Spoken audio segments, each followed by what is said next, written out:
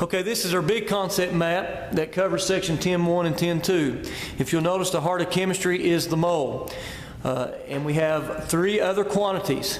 We have mass, volume, and representative particles. That comes from the very first sentence in this chapter that says we measure matter by mass, volume, and count.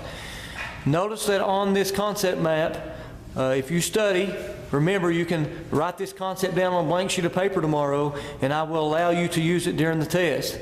If we want to go 2 moles, if you'll notice, we always divide by the special number.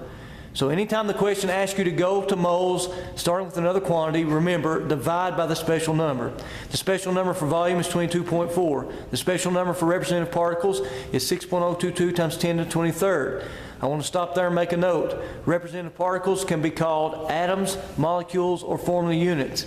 And then lastly, if you start with mass, you want to divide by the mass of the compound. In this question, you have to do a little additional work because the mass of a compound is not standard because it varies with the different elements or the elements in the compound that you'll have.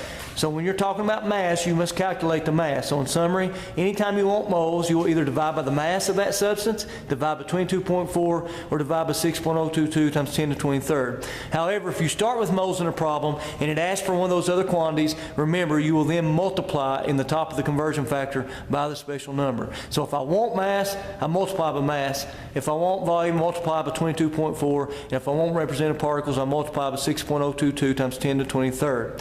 The only additional note that I want you to make is from our lab. Remember, in our lab we started with mass and we worked all the way to particles. That means that there are 2 conversion factors, and those simple steps are divide by mass, multiply by 6.022 times 10 to the 23rd. If we go the other way, if we start with atoms, then we can divide by 6.022 times 10 to the 23rd and then multiply by mass.